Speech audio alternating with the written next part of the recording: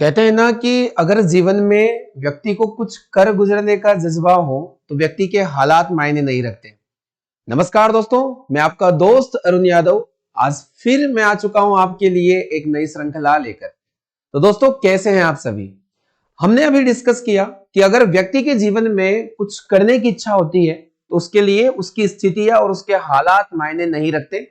व्यक्ति हर परिस्थिति में जिस वो पोजीशन पर है, जिस जगह पर है, वो वहां से एक नई उड़ान भर सकता है। तो आपको एक सकारात्मक विचार रखना है, अपनी तैयारी दोस्तों अच्छे से चलने देना है। आपके रास्ते में कई सारे रुकावटें आते हैं पर आपको उन पर ध्यान नहीं देना है, क्योंकि इस बार सपना है कि सभी का जवाब फौजी बनकर दिया जाएगा। तो दोस्तों, इस बार मिशन हमें इस बार वर्दी लेना है। 2025 वर्दी हमारी होगी। तो आप आज की बैच में एक बार फिर मैं आप सभी का स्वागत करता हूं। आज प्रैक्टिस सेट 12 की बारी है। साइंस से जुड़े हुए संबंधित 15 क्वेश्चन में हर दिन आपको पढ़ा रहा हूं। डेली ये क्लासेस शाम को 7 बजे अपलोड हो जाती है। दोस्तों, आप सभी इस क्लास को अपने दोस्तों के साथ ज्यादा से ज्यादा शेयर करें। तो आज हम लोग शुरू करेंगे प्रैक्टिस सेट 12 को और देखेंगे आज हम साइंस से जुड़े हुए वेरी इंपॉर्टेंट 15 क्वेश्चन को। तो चलिए बिना देर किए आज की क्लास शुरू कर लेते हैं। कॉपी और पेन लेकर मेरे साथ आप बैठ जाएं और एक एक कॉन्सेप्ट को जो मैं बताऊंगा आप लोगों को, आपको अपने नोट्स में लिखते रहना है ताकि आपको रिवीजन में कोई किसी प्रकार की समस्या ना आए। क्या रहने वाले हैं आज के क्वेश्चन? चलिए पहले प्रश्न से हम लोग करेंगे शुरुआत आज की। ये पहला क्वेश्चन जो बहुत ही इंपॉर्टेंट माना जाता है आपके एग्जाम्स के लिए, आपकी स्क्रीन पर है कि हीरा किसका अपरूप माना जाता है। दोस्तों, बहुत ही महत्वपूर्ण प्रश्न। हीरे का अपरूप आपको बताना है, केमिस्ट्री से जुड़ा हुआ प्रश्न है। ऑप्शन है कार्बन, आयरन, मरकरी या इनमें से कोई नहीं।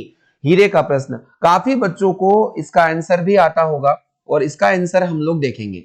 देखिए, आपको एक महत्वपूर्ण तत्व पढ़ लेना है कार्बन के बारे में। कार्बन क्या होता है? तो इसका सिंबल होता है दोस्तों सी। इसका सिंबल होता है सी। इसका परमाणु क्रमांक 6 है और इसका परमाणु भार है 12 यानी कि 12 इसका परमाणु भार होता है।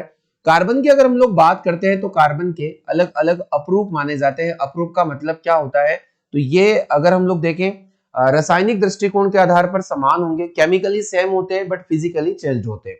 दिखने में अलग अलग होंगे बट इनका जो केमिकली प्रॉपर्टी होगा, केमिकल प्रॉपर्टी, वो बिल्कुल सिमिलर होगा एक दूसरे का। तो हम लोग देख रहे हैं कि अपरूप के आधार पर 3 प्रकार के अपरूप हम लोग पढ़ेंगे। पहला अपरूप है कार्बन का हीरा। हीरा आप लोगों को पता है कि प्रकृति का सबसे कठोर पदार्थ माना जाता है। प्रकृति का सबसे कठोर पदार्थ किसे कहेंगे? तो कठोर पदार्थ हम लोग कहेंगे हीरे को। ये एग्जाम में आया हुआ है और आने वाली एग्जाम में भी पूछा जा सकता है। दूसरा जो इसका अपरूप है, एलोट्रोप है, इसका नाम है ग्रेफाइट। आप सभी ने ग्रेफाइट को देखा है, पेंसिल की जो लीड होती है उसमें ग्रेफाइट पाया जाता है और ग्रेफाइट एक अधातु होते हुए भी इलेक्ट्रिसिटी का गुड कंडक्टर है, यानी विद्युत का सुचालक है। तो विद्युत का सुचालक एक ऐसी अधातु कौन सी बताइएगा, तो आपको यहां पर नाम बता देना है किसका, यहां नाम बता देना है ग्रेफाइट का। और एक आप लोग याद रखिएगा बंक मिश्रण फुलेरिन। तो बंक मिश्रण फुलेरिन किसका अप्रूफ है? तो बंक मिश्रण फुलेरिन अप्रूफ हो जाता है यहां पर कार्बन का। दोस्तों, इसकी जो आकृति होती है फुटबॉल की तरह होती है। फुटबॉल की तरह दिखने वाला कार्बन का एक एलोट्रोप है जिसका नाम है बंक मिश्रण फुलेरिन। दोस्तों, इस संस्था से आप लोगों को बहुत अच्छा कंटेंट प्रोवाइड किया जा रहा है। दोस्तों, ये क्लास सभी के लिए निःशुल्क है। हर दिन हम आपको ये बात समझाते हैं। आपका एक छोटा सा फर्ज है इस क्लास को अपने सभी दोस्तों को शेयर करें। भले वो दोस्त देख रहे नहीं देख रहे, पर आपका फर्ज है, आप पूरा कीजिएगा। जब पेपर छप जाए इस पेपर से, इस सेशन से, आप उन्हें बताइएगा कि दोस्त मैंने आपको एक प्रैक्टिस सेट भेजा था और वहां से इतने क्वेश्चन आज की शिफ्ट में आ गए हैं और आना ही तय है। फिर आप उन्हें बोलिएगा, दोस्त को जरूर पछतावा होगा कि ये क्लासेस हम लोगों ने नहीं देखी। इसलिए दोस्तों मैं बोल रहा हूं ज्यादा से ज्यादा क्लासेस आप शेयर कीजिएगा ताकि सभी को इसका फायदा मिल सके। हमारे पास हीरे किसका अप्रूप है? तो हमारे पास सही जवाब आ चुका है इसका, ऑप्शन नंबर ए कार्बन। कार्बन एग्जाम में पूछा जाता है हमेशा। चलिए क्वेश्चन है, गोबर गैस में किसकी बहुलता पाई जाती है? ये क्वेश्चन भी आपका यहाँ पर रिपीट हो रहा है और ये क्वेश्चन मैं आप लोगों को बता चुका हूं, पहले समझा चुका हूं कि गोबर गैस में मुख्य रूप से क्या पाया जाता है। तो अगर एग्जाम में यहां से देखें तो ऑप्शन है यहाँ पर मीथेन, एथेन, ब्यूटेन और इनमें से कोई नहीं। तो दोस्तों ध्यान रखना है, आपको अगर ये चार नाम दिखाई देते हैं एग्जाम में, जैसे पहला नाम यहाँ पर आ रहा है गोबर गैस, पहला नाम यहाँ पर अगर पूछा जाता है तो गोबर गैस आपको देखने को मिले एग्जाम में, गोबर गैस, या फिर एग्जाम में पूछा जाता है आपसे बायोगैस, एग्जाम में पूछा जाता है बायोगैस, या फिर एग्जाम में आपसे पूछ लिया जाता है नेचुरल गैस जिसका नाम है प्राकृतिक गैस, प्राकृतिक गैस, और एक होता है कॉम्प्रेस्ड नेचुरल गैस यानी सीएनजी। दोस्तों इतने सारे सवालों का एक ही जवाब आने वाला है, इतने सारे सवालों का एक ही जवाब हम लोग पढ़ेंगे, और ये एक जवाब क्या है, ये एक जवाब है मीथेन। क्या नाम है? मीथेन। इन सभी का मुख्य घटक गैस या मुख्य संगठक गैस क्या होगा? तो मुख्य संगठक गैस हो जाएगा मीथेन। दोस्तों मीथेन से कई बार आर्मी ने क्वेश्चन पूछे हैं और इस बार भी इसका क्वेश्चन आएगा। मीथेन का फॉर्मूला क्या होता है? तो मीथेन का केमिकल फॉर्मूला होता है CH4। इसे उपनाम से क्या जानते हैं? तो आपको मैंने पढ़ाया है कि मीथेन को ही मार्स गैस के नाम से जाना जाता है। मार्स गैस क्यों कहा जाता है? क्योंकि ये दलदली क्षेत्रों में पाई जाती है, मार्सली प्लेस पर पाई जाती है, इसीलिए इसका नाम मार्स गैस है। दोस्तों धान के खेतों में दलदली क्षेत्रों में पाए जाने वाली गैस भी मीथेन मानी जाती है, और जानवर जुगाली करने वाले जानवरों के मुंह से भी मीथेन गैस का स्मेल आता है। ध्यान रखिएगा, मैंने इतने सारे फैक्ट दिए हैं, इनसे क्वेश्चन बाहर नहीं जाएगा। ईमानदारी से पढ़िए, अपने पढ़ने में ईमानदारी रखिए, सब कुछ ठीक होने वाला है आने वाले दिनों में। तो गोबर गैस में किस गैस की बहुलता मिलेगी? मीथेन की बहुलता मिलेगी। अब आपको ध्यान रखना है कि जो ब्यूटेन होता है इसका फॉर्मूला होता है C4H10, इस बार आने वाला क्वेश्चन, और ये पाया जाता है हमारे एलपीजी में। एलपीजी का मुख्य संगठक गैस क्या है? ब्यूटेन है। और एक और क्वेश्चन अगर एग्जाम में आ जाए कि सिगरेट लाइटर में कौन सी गैस पाई जाती है, तो दोस्तों सिगरेट लाइटर का आपको ध्यान रखना है, सिगरेट लाइटर में ब्यूटेन देखने को मिलता है। परंतु इस प्रश्न के लिए क्वेश्चन हो जाएगा हमारा ऑप्शन नंबर, ऑप्शन हम लोगों ने कौन सा देख लिया है यहाँ पर? ऑप्शन नंबर ए। चलिए क्वेश्चन नंबर थर्ड की ओर हम लोग मूव करने वाले हैं। देखिए एक छोटा सा इंफॉर्मेशन है आप सभी के लिए, आप अपने दोस्तों को शेयर कीजिएगा। पार्थ संस्था में ऑफलाइन बैचेस में मात्र 10 दिन एडमिशन चलेंगे, उसके बाद जो अग्निवीर के लिए न्यू भर्ती है उसके एडमिशन हम लोग पूर्णतः क्लोज कर देंगे, क्योंकि एक टारगेट होता है दोस्तों, उस निश्चित टाइम पीरियड में ही मैं आपके एडमिशन यहाँ पर हम लोग ले सकते हैं। तो संस्था की तरफ से ये अनाउंसमेंट है, आप सभी दोस्तों को बता सकते हो। मात्र आगामी 10 दिनों तक एडमिशन ओपन है, इसके बाद एडमिशन क्लोज हो जाएंगे, क्योंकि हमें उन बच्चों को टारगेट करना है जो एडमिशन ले चुके हैं, क्योंकि मॉक टेस्ट हो गया, प्रैक्टिस सेशन हो गया, हमें पीवाईक्यू क्वेश्चंस को भी देखना होता है, काफी सारी चीजें हैं जो एक बैच में करना होती है। केवल थ्योरी पढ़ने से आपका एग्जाम नहीं निकला करता दोस्तों। चलिए क्वेश्चन है कि लोहे पर जंग लगने को क्या कहा जाता है? आपका ये भी क्वेश्चन एग्जाम में आया है, और मैंने आपको ये समझाया था कि आपको हमेशा से एक प्रश्न पर ध्यान रखना है कि अगर किसी जगह पर ऑक्सीजन का जुड़ना हो रहा है, एडिशन ऑफ ऑक्सीजन, दोस्तों ध्यान रखना है, अगर किसी भी प्लेस पर एडिशन ऑफ ऑक्सीजन हो रहा है, अगर आप किसी कागज को जलाते हो तो कागज को क्या बिना ऑक्सीजन के जला सकते हो? नहीं। तो जलना, किसी भी चीज का बर्न होना एक ऑक्सीडेशन प्रोसेस है, ऑक्सीजन जुड़ा इसका मतलब ऑक्सीकरण होगा। आप लोग ध्यान रखिएगा इस बात का। आपने देखा होगा एक सेब को आप काट कर रख देते हो तो थोड़ी देर के बाद उसकी जो लेयर होती है वो रेड हो जाती है। वजह यह है कि सेब में क्या बना? आयरन ऑक्साइड बना, ऑक्सीजन से वहां पर क्रिया हो जाती है। दोस्तों ध्यान रखना है। तो ऑक्सीजन का जुड़ना क्या कहलाता है? ऑक्सीजन का जुड़ना कहलाता है ऑक्सीकरण या ऑक्सीडेशन। ऑक्सीकरण या फिर ऑक्सीडेशन, ये आपको ध्यान रखना है। ऑक्सीकरण या ऑक्सीडेशन इसको हम लोग कहेंगे। तो मोस्ट इंपोर्टेंट क्वेश्चन दोस्तों, जंग लगना एक ऑक्सीकरण प्रक्रिया है। मोस्ट इंपोर्टेंट, जंग लगने में किसी भी धातु का वजन पहले बढ़ता है और फिर घटता है, पहले बढ़ेगा और फिर घटेगा। दोस्तों ध्यान रखना है। जंग का सूत्र भी आपको मैंने लिखवा दिया था, Fe2O3.XH2O। Fe2O3.XH2O जंग का फार्मूला होता है, मोस्ट इंपोर्टेंट है। और जंग का कलर कैसा होता है? अगर एग्जाम में आ जाए तो आपने लोहे को जंग लगते हुए देखा होगा, इसका रंग होता है लाल भूरा। आपको लिख देना है रेड ब्राउन इसका कलर होता है। दोस्तों हर एक छोटी छोटी बात एग्जाम में आपसे पूछी जाती है, हर दिन ये रिपीट होंगे क्वेश्चंस। और इस बार अगर आपको अपना सपना पूरा करना है तो हमारी एक छोटी सी बात मान लीजिए, आप मुझे अपना बड़ा भाई मान लीजिए, और इस बात को आप अपने कानों में बिल्कुल फिट कर लीजिए कि आपको थोड़ी सी मेहनत ज्यादा करना है इस बार, क्योंकि दोस्तों कट ऑफ फिर बढ़ने वाला है। अगर आप बिलीव नहीं कर रहे हैं तो आप आगामी कुछ दिनों में इन चीजों को देख सकते हैं। चलिए क्वेश्चन नंबर 4, नींबू में कौन सा विटामिन पाया जाता है? ये क्वेश्चन हम लगा चुके हैं प्रीवियस क्वेश्चंस में, और आपको यहाँ पर कई बार क्वेश्चन का रिपीट होगा क्योंकि अलग अलग शिफ्ट में भी वहां पर क्वेश्चन का रिपीटेशन होता है। तो दोस्तों यहाँ पर है नींबू में कौन सा विटामिन होगा, तो विटामिन ए बी सी हमने देखा था। जितने भी खट्टे फल होते हैं इन खट्टे फलों में कौन सा विटामिन होता है, तो खट्टे फलों में या साइट्रस फलों में होता है विटामिन सी। विटामिन ए को हम लोग कहते हैं थायमिन। विटामिन ए का नाम है, सॉरी माफी चाहूंगा, यहां पर हो जाएगा रेटिनॉल। विटामिन ए का रासायनिक नाम क्या मानेंगे? रेटिनॉल मानेंगे। ये दोस्तों ध्यान रखना है आपको, तो इसका नाम हो जाएगा रेटिनॉल। अगर हम लोग बी की बात करते तो बी का नाम हो जाएगा थायमिन। बी का नाम हो जाएगा थायमिन, जिससे बेरी बेरी होगा। विटामिन डी को हम लोग कैल्सीफेरॉल बोलते हैं, कैल्सीफेरॉल। आपको याद रखना है यहां से कुछ नाम, कैल्सीफेरॉल। और वही अगर विटामिन सी की बात करते हैं तो इसको एस्कार्बिक अम्ल के नाम से हम लोग जानते हैं, एस्कार्बिक एसिड या एस्कार्बिक अम्ल। दोस्तों ये सब विटामिनों के रासायनिक नाम आपको पढ़ लेना है और इनसे होने वाली बीमारियों को इंडिकेट करें, अच्छे से समझ ले, क्वेश्चन यहां से आएगा। तो सभी खट्टे फलों में विटामिन सी की कमी से होता है स्कर्वी रोग, मसूड़ों में दर्द होता है, स्वेलिंग होती है और मसूड़ों में सूजन आ जाता है। ये आपको ध्यान रखना है। आपको मेरे द्वारा बताई गई बातें समझ में आनी चाहिए और आपको ध्यान देते रहना है हर एक बात पर। अगर आप ध्यान नहीं देंगे तो आपको कुछ भी यहाँ पर समझ में नहीं आएगा। चलिए ध्यान देंगे, किस ग्रह को लाल ग्रह के नाम से जाना जाता है? वीवीआईपी क्वेश्चन आर्मी एग्जाम में यह प्रश्न पूछा जा चुका है और इस बार फिर इसकी तैयारी आप लोग कर लीजिएगा। तो रेड प्लेनेट के नाम से कौन सा प्लेनेट जाना जाता है? तो यहां ऑप्शन है हमारे पास पृथ्वी, मंगल, बृहस्पति और शुक्र। पृथ्वी, मंगल, बृहस्पति और शुक्र। तो दोस्तों ध्यान रखना है, पृथ्वी को हम लोग कहते हैं नीला ग्रह, यानी कि नीला ग्रह क्यों कहते हैं, ब्लू प्लेनेट क्यों कहते हैं? पानी की उपस्थिति की वजह से। पृथ्वी का एक प्राकृतिक उपग्रह भी है और इस पृथ्वी के प्राकृतिक उपग्रह का नाम, नेचुरल सैटेलाइट का नाम है चंद्रमा। दोस्तों ध्यान रखना है, चंद्रमा जो पृथ्वी के चक्कर लगाता है। आगे हम बात करते हैं मंगल। मंगल का एक नाम है मार्स, मार्स के नाम से भी एग्जाम में आ जाएगा। इसे ही हम लोग लाल ग्रह के नाम से जानते हैं दोस्तों। और क्यों कहते हैं? क्योंकि इस पर आयरन ऑक्साइड की मात्रा ज्यादा है।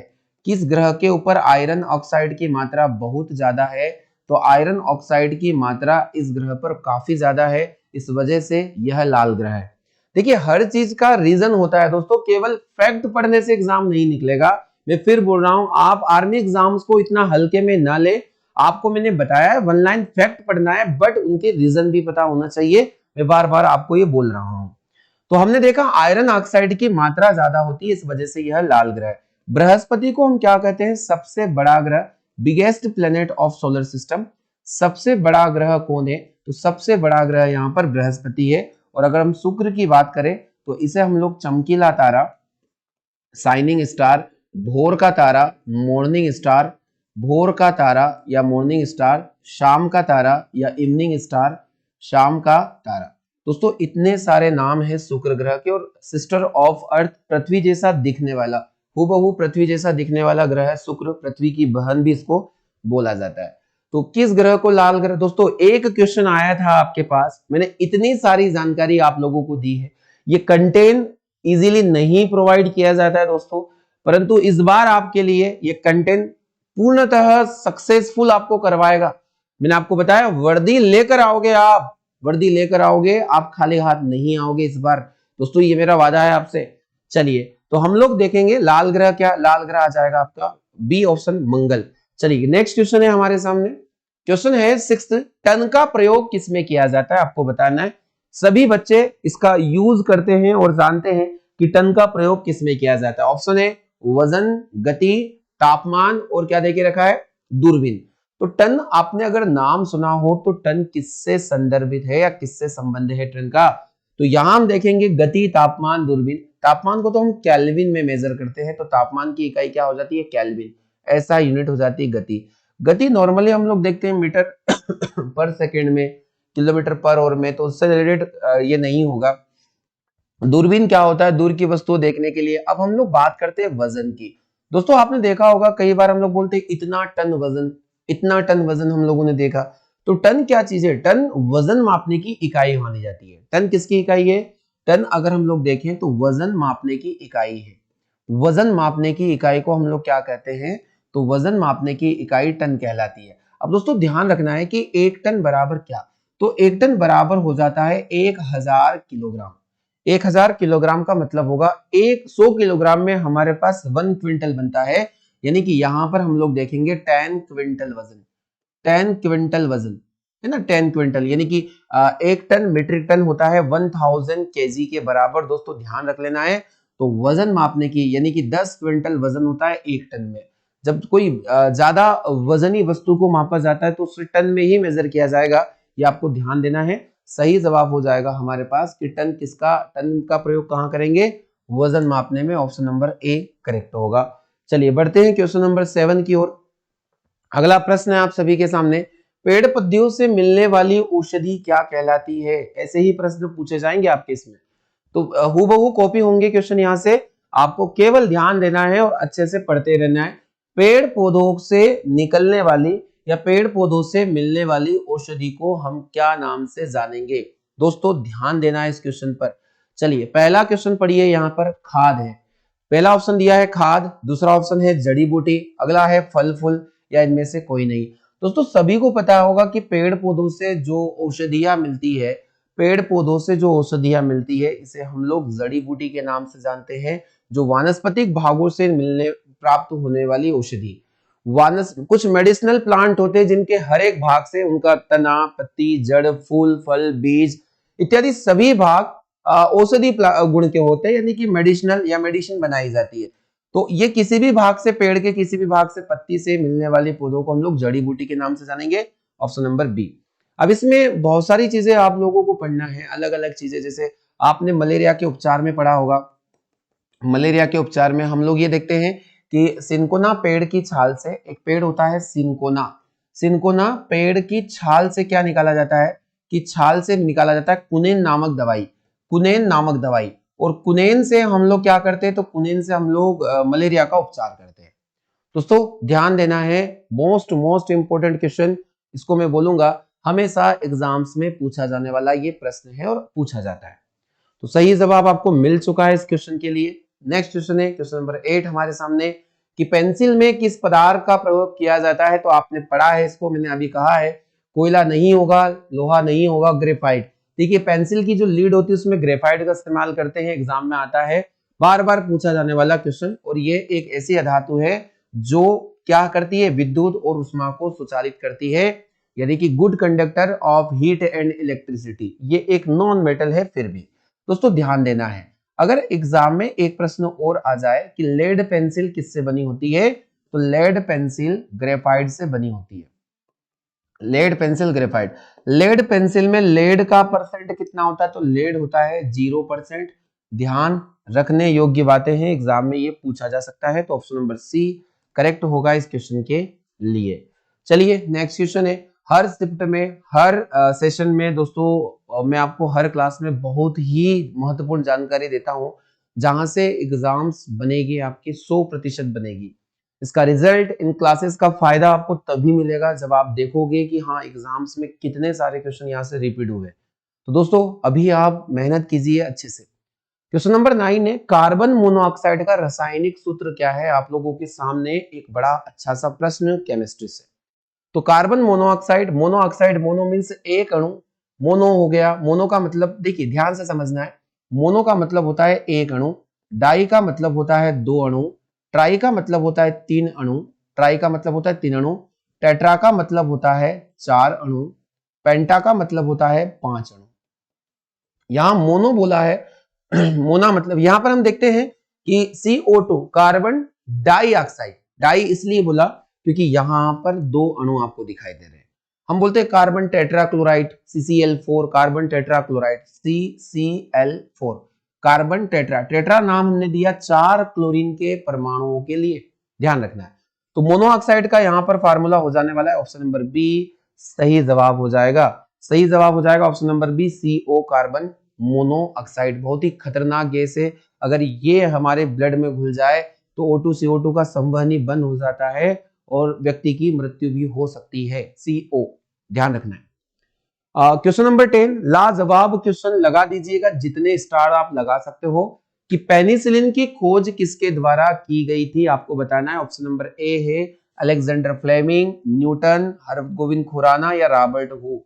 सभी को पता है कि पेनिसिलिन जो होता है वो क्या है। पेनिसिलिन की अगर हम लोग डिस्कशन करें दोस्तों, ध्यान रखना, दुनिया की या विश्व की प्रथम प्रतिजैविक दवाई, विश्व की प्रथम एंटीबायोटिक दवाई, या इसे हम लोग प्रतिजैविक दवाई के नाम से भी जानते हैं, एंटीबायोटिक दवाई। वर्ल्ड फर्स्ट एंटीबायोटिक कौन होगी, तो पेनिसिलिन होगी। इसे किससे प्राप्त किया था, तो पेनिसिलिन को कवक से प्राप्त किया गया था। ये लास्ट एग्जाम का क्वेश्चन है, कवक से प्राप्त किया जाता है। इस कवक का नाम भी मैं आपको बता देता हूं। चलिए, पेनिसिलियम नोटेटम नाम का कवक, इस कवक का नाम क्या है, पेनिसिलियम नोटेटम नाम का कवक। ये कवक है जिससे पेनिसिलिन को प्राप्त किया जाता है। मोस्ट इंपोर्टेंट क्वेश्चन है। अब दोस्तों, ये किसके असर को खत्म करती है, तो जीवाणुओं को नष्ट करने के लिए ही पेनिसिलिन का उपयोग किया जाता है। सभी एंटीबायोटिक दवाइयों का प्रयोग जीवाणुओं को नष्ट करने के लिए किया जाता है। और 1928 में इसकी खोज की गई थी अलेक्जेंडर फ्लेमिंग के द्वारा। ऑप्शन नंबर ए एकदम सही जवाब इस प्रश्न के लिए। तो इतने सारे कॉन्सेप्ट जो एक ही क्वेश्चन में मिल रहे हैं, ये आपको इसी प्लेटफॉर्म पर मिलेंगे दोस्तों, ध्यान रखना है। बस अभी स्टूडेंट्स कम शेयर कर रहे हैं इस क्लास को, लाइक नहीं करते हो आप लोग। क्या पता है, जहां से नॉलेज मिल रहा है वहां के लिए छोटे सा काम तो करना ही होगा, कि लाइक करना होगा और क्लासेस को ज्यादा से ज्यादा शेयर करना होगा। चलिए, सही जवाब न्यूटन का आपको पता है। गति संबंधित नियम किसने दिए, तो गति के जो नियम दिए थे वो न्यूटन के द्वारा दिए गए थे। आप मुझे कमेंट बॉक्स में लिखिएगा हरगोविंद खुराना क्या है। आप लोग रॉबर्ट हुक के बारे में भी जानते हैं कि कोशिका की खोज किसके द्वारा की गई थी, तो कोशिका की खोज या सेल का डिस्कवरी 1665 में रॉबर्ट हुक के द्वारा किया गया था। पर इस क्वेश्चन के लिए सही जवाब ए हो जाएगा। चलिए, अगला क्वेश्चन है, डायनामाइट की खोज किसके द्वारा की गई, आर्मी का एक बहुत ही लाडला और प्यारा क्वेश्चन। डायनामाइट की खोज के लिए कौन जाने जाएंगे, ऑप्शन है अल्फ्रेड नोबल, न्यूटन और आइंस्टाइन, और इनमें से कोई नहीं। दोस्तों ध्यान रखना, इनके नाम पर एक बहुत ही बड़ा पुरस्कार दिया जाता है, नोबेल प्राइज। नोबेल प्राइज, तो डायनामाइट ध्यान रखना है, डायनामाइट की खोज की थी अल्फ्रेड नोबल के द्वारा, है ना। डायनामाइट का उपयोग कहां करते हैं, जैसे कहीं विस्फोट करने के लिए। एक बहुत ही बड़ा विस्फोटक पदार्थ है डायनामाइट, है ना। अगर हम लोग देखें, बहुत बड़ा विस्फोटक पदार्थ माना जाएगा। जैसे खदानों में माइनिंग होती है, उस वक्त कुछ डिगिंग करना होती है, तो वहां पर खनिज वगैरह की जब खोज की जाती है, तो वहां पर माइंस की डिगिंग डायनामाइट से वहां के उस क्षेत्र को उड़ाकर ही की जाती है। तो इसके कई सारे यूज है, ध्यान रखना है। न्यूटन अभी हमने पढ़ा। आइंस्टाइन ने कौन सा सिद्धांत दिया था, तो सापेक्षता का सिद्धांत। कल के सेशन में भी इसको हम लोगों ने शेयर किया है और मैंने इसको डिस्कस किया था, सापेक्षता का सिद्धांत। मैथमेटिकल फॉर्म में हमने देखा था E is equal to M C square. ये बहुत ही चर्चित थ्योरी है, E is equal to M C square. दोस्तों एक चीज हमेशा ध्यान दें, अगर आप पहली बार, यहाँ कोई स्टूडेंट है जो पहली बार ये सेशन देख रहा है, तो आपके लिए 11 सेशन में ऑलरेडी पढ़ा चुका हूँ। समय मिलते ही आप उन्हें भी देख लें, क्योंकि आपको पूरा पूरा फायदा इस क्लास का मिलेगा। दोस्तों 15 क्वेश्चन मीन्स 30 मार्क्स मिलेंगे आप लोगों को इस वाले सेशन से, जो बहुत ही लाभदायक होंगे, आपका मेरिट बना देंगे और आपको फौजी बनाकर घर लाएंगे। दोस्तों ध्यान रखना है, तो आप वो प्रीवियस सेशन जरूर देखें। अगर आपने वो सेशन नहीं देखे तो उसका फायदा आपको जरूर मिलेगा दोस्तों। चलिए, अल्फ्रेड नोबल ने डायनामाइट की खोज की थी, ध्यान रखना है। अगला, परमाणु के नाभिक में क्या होते हैं, तो एक परमाणु होता है एटम्स। उसके एटम में देखो, एक परमाणु किन से मिलकर बना है, तो एक परमाणु 3 कणों से मिलकर बना है। 3 कण कौन कौन से हो जाएंगे, पहला हो जाएगा इलेक्ट्रॉन, पहला कण हो जाएगा इलेक्ट्रॉन। इलेक्ट्रॉन को E और नेगेटिव चार्ज से शो करते हैं। फिर हो जाता है प्रोटॉन, और प्रोटॉन को हम लोग P और पॉजिटिव चार्ज से शो करते हैं। और थर्ड हो जाता है न्यूट्रॉन, और न्यूट्रॉन के ऊपर कोई आवेश नहीं होता, इसलिए से स्मॉल n। इलेक्ट्रॉन की खोज किसके द्वारा की गई थी, खोज की गई थी जे थॉमसन के द्वारा। जितनी जानकारी दी गई है नोट्स में लिखिए और स्क्रीनशॉट भी लेते चले और नोट्स बनाते चले, लापरवाही ना करें आप लोग। और प्रोटॉन की खोज गोल्डस्टीन के द्वारा की गई थी, गोल्डस्टीन के द्वारा आपको लिख लेना है। और जेम्स चैडविक के द्वारा न्यूट्रॉन को खोजा गया था। दोस्तों ध्यान रखने वाली बात है। तो यहां हम देखेंगे कि नाभिक परमाणु, एक नाभिक होता है, ये एटम है, ये इसके नाभिक है, यहां हम लोग देखेंगे प्लस। तो प्रोटॉन और न्यूट्रॉन नाभिक में मिलते हैं और बाकी सारी चीजें यानी इलेक्ट्रॉन जो होते हैं वो इन कक्षाओं में घूमते रहते हैं। तो प्रोटॉन और neutron, option number B correct होगा। नाभिक में मिलने वाले पार्टिकल क्या होते हैं? प्रोटॉन और न्यूट्रॉन, ध्यान रखना। और इलेक्ट्रॉन बाहर कक्षाओं में घूमता है। चलिए क्वेश्चन नंबर 13 आप सभी के लिए बेहद आसान सा प्रश्न का जवाब आप सभी लोगों को आता है, आप लोग पहले से सोच ले। एक स्वस्थ व्यक्ति की 1 मिनट में नाड़ी स्पंदन की दर क्या होती है ना, आपको बताना है। जो पल्स रेट होगी, पल्स रेट यहाँ पर पूछा है, नाड़ी स्पंदन की दर क्या होगी। आप सभी ने पढ़ा होगा कि 1 मिनट में हृदय धड़कता है 72 बार, तो उसी के इर्द गिर्द इसका आंसर लगा दीजिएगा कि जो नाड़ी की स्पंदन दर है ना, यहाँ पर इंपल्स रेट है वो भी क्या होनी चाहिए, 100 से 120 तो काफी ज्यादा हो जाएगा, 70 से 100 भी ज्यादा हो जाएगा, 72 से 80 बार, ऑप्शन नंबर सी। इस तरीके से आप लोगों को बताना है। तो 72 से 80 बार आप लोगों को यहाँ पर आंसर है। चलिए एक छोटा सा होमवर्क क्वेश्चन आप लोगों को मैं यहाँ छोड़ के जा रहा हूँ। आपको ये 2 इंस्ट्रूमेंट बताना है कि स्टेथोस्कोप का क्या यूज है, और आपको एक क्वेश्चन और यहाँ से जवाब देना है कमेंट बॉक्स में कि स्फिग्नो मैनोमीटर का क्या यूज है। स्फिग्नो मैनोमीटर, स्टूडेंट आपको एक बात हमेशा ध्यान रखना है, जो आप मेरी बात सुन रहे हो, आप लोग जवाब नहीं देते हो कमेंट्स बॉक्स में, या तो मैं कल से सारे क्वेश्चन छोड़ना बंद कर देता हूं आपके लिए। आपको इतना ध्यान रहना, इतनी मेहनत हो रही है, आपको छोटा सा कमेंट करने में बहुत प्रॉब्लम होती है। आप कमेंट बॉक्स में जाइए और मुझे जल्दी से जवाब दे। सभी लोगों को अलग अलग जवाब देना है और सभी लोगों के नाम में देखूंगा आप आज से। चलिए आगे बढ़ते। तो एक चीज है, और आपको एक चीज और बताना है कि रक्तचाप कितना होता है हमारे सामान्य शरीर का। ये आपको 3 जवाब मुझे देना है, और बिलीव मी ये तीनों क्वेश्चंस में से हमेशा हमेशा क्वेश्चन पूछे जाते हैं, ध्यान रखना है। चलिए क्वेश्चन नंबर 14 है आपके लिए। पंखे की गति को बढ़ाने और घटाने के काम आता है। देखिए आपने ये देखा है कि हमारे घर में जो फैन लगा होता है, तो बोर्ड में, इलेक्ट्रिक बोर्ड के अंदर एक ऐसा इंस्ट्रूमेंट जिससे पंखे की गति को रेगुलेट किया जाता है, और रेगुलेट किया जाता है तो उसका सही जवाब हो जाएगा रेगुलेटर। अगर ज्यादा है तो हम कम चाल कर सकते हैं, और कम स्पीड है फैन की तो हम उसको बढ़ा भी सकते हैं। तो इस इंस्ट्रूमेंट का नाम है क्या? नाम है रेगुलेटर। विद्युत सेल नहीं होगा, चुंबक भी नहीं होगा, सही जवाब हो जाएगा ए। दोस्तों इस प्रकार के प्रश्न भी देखे गए हैं आपके एग्जाम में, तो आप हमेशा सचेत रहें, अलर्ट रहें, सावधान रहें। आज का अंतिम प्रश्न है, पौधों की पत्तियां हरी किस कारण होती है। मैंने आपको होमवर्क दे रखा है, आपको मुझे जवाब इसका देना है। मैंने आपको आपके लिए क्वेश्चन छोड़ के रखा है अभी, उसका जवाब दीजिए। क्वेश्चन नंबर 13 में मैंने बोला है कि स्टेथोस्कोप के बारे में डिटेल लिखना है, किस सिद्धांत पर काम करता है और क्या काम करता है। स्फिग्नोमेट्रोमीटर का भी सिद्धांत और ये क्या काम करता है, और ब्लड प्रेशर के बारे में आज आपको कमेंट बॉक्स में जाकर लिखना है। इतनी सारी जानकारी दीजिए। मैं आपसे वादा करता हूं जो मैं पूछ रहा हूं बिल्कुल एग्जाम में आने वाले क्वेश्चन ही रहेंगे। तो आज का 15 क्वेश्चन है, पत्तियों, पौधों की पत्तियां हरी किस वजह से होती है। सभी को इसका जवाब पता है, हरित लवक, हीमोग्लोबिन, राइजोबियम, या इनमें से। राइजोबियम एक जीवाणु है दोस्तों। राइजोबियम क्या है? एक जीवाणु है। यह सहजीवी संबंध दिखाता है, सिम्बायोटिज्म या सहजीवी संबंध। आपने अक्सर देखा होगा कि चने की जो जड़ें होती है, जैसे ये चना है, उसकी जड़ों में आप लोगों ने कुछ रूट नोडुल्स जरूर देखे होंगे। ऐसी गांठें होती है, इस तरीके की गांठें होती है, आप लोगों ने जरूर देखा होगा चने की जड़ में। इस प्रकार से ये गांठें क्या करती है दोस्तों? ये नाइट्रोजन फिक्सेशन का काम करती है, यानी कि नाइट्रोजन स्थिरीकरण का काम करती है। नाइट्रोजन को स्थिर करने का या फिक्स करने का, स्थिरीकरण का। हम लोग यहाँ पर बाहरी नाइट्रोजन प्रोवाइड नहीं करवा देते इन फसलों में, क्योंकि यहाँ नाइट्रोजन को फिक्स करने के लिए ये पौधे ऑलरेडी एक बैक्टीरिया से सिम्बायोटिज्म कर चुके हैं या सहजीवी संबंध बना चुके हैं। तो ध्यान रखना है। हीमोग्लोबिन तो हमारे अंदर पाया जाने वाला एक प्रोटीन है, और इसके कारण क्या होता है, रक्त का रंग क्या हो जाएगा, लाल हो जाएगा। दोस्तों डेली ये क्वेश्चन आ रहा है आपके लिए, ध्यान रखना है। हरित लवक, पेड़ पौधों की पत्तियों का हरा रंग होता है, ऑप्शन नंबर ए सही जवाब हो जाएगा। और एक प्रश्न जो आपके एग्जाम में आ सकता है कि पेड़ पौधों की पत्तियों का हरा रंग हरित लवक की वजह से होगा, इसमें कौन सी धातु सर्वाधिक पाई जाती है? तो लिख दीजिएगा 10 स्टार लगाकर इस धातु का नाम है मैग्नीशियम।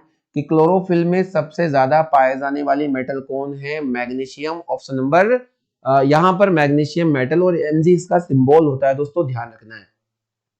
तो आज के 15 क्वेश्चन हम लोगों ने यहाँ पर दी एंड किए, और आपको कैसे लगे ये क्वेश्चन तो दोस्तों मुझे कमेंट बॉक्स में जाकर इसका जवाब दे, और अच्छे से आप पढ़ाई कीजिएगा, क्योंकि पढ़ाई करोगे तो ये जश्न का माहौल आप लोगों के लिए एक बार फिर बनना है। ये देख लीजिएगा ये वर्दी कितनी शानदार और कितनी अच्छी लगती है, तो आप सभी इस पर शूट होंगे दोस्तों। इस बार ये वर्दी लेके जाइए। ये सभी हमारे प्रिय विद्यार्थीगण जो प्रीवियस सेशन में हमारे पास पढ़ चुके हैं, इस बार सिलेक्ट हो चुके हैं, इस बार बारी आपकी है।